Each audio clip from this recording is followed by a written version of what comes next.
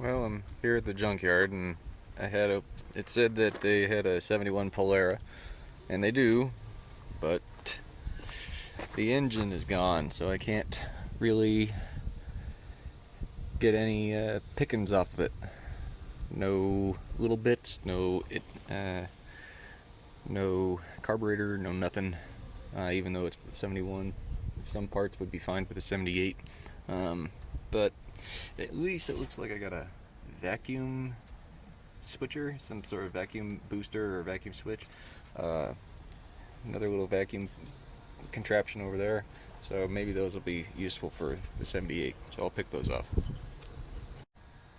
As I was looking at the Polara, I looked up and pretty much right next to it, found this Plymouth Valiant, which is in okay shape. Unfortunately for me, it's a slant 6, but for somebody else that might come in handy. Looking around the other side, the doors are in great shape. I mean, they open up great. The window glass is in fantastic shape. I mean, this would be a good candidate for someone to maybe restore. Who knows? I mean, it needs a new rear quarter panel, but at the very least, it's a very good parts donor car. So, who knows? Sad to see it in here. Well, I came across this Ram 250B van with a 5.2 in it, which is the liter equivalent of a 318, and that's the same block as a 360, and I need a starter motor, and this has a starter motor, so I'm gonna crawl under here and take it. So there's the starter motor for the 1994 B-Van 318. It's a high torque starter. It fits on the old LA engines just fine, and it weighs about 1/3 or 1/2 of the old starter motor, and it's half the size. So this is a way better upgrade than the old starter motor. So a little tip, always bring your cheapest or worst tools that you don't care about to the junkyard, because if you lose them or they get stolen, it doesn't really matter. And I never thought I would actually use this in this way, but this is an indexable ratchet. But it fits right around the starter just perfectly. So hey, that $15 or $20 I spent years ago came in handy. Okay, so I got out of there.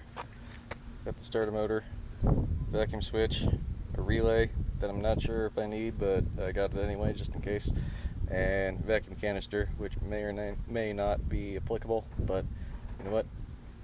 Get it, that way you have it, and you don't need to worry about it. So all this came to 63 bucks, which I think the most of it was the starter motor. It was a bit more than I was expecting, but you know what? Now I don't have to worry about the part. Okay, so I said in my last video that I was going to order parts that week. That didn't happen, but I did order parts last week, or just before last week, and I got them. So a month later than what I initially had said, got some parts. So I've got a motor mount.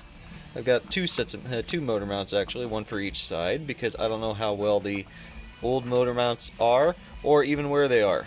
So got a crankcase breather that I need to find a grommet for. I'll get that at AutoZone or Napa or somewhere.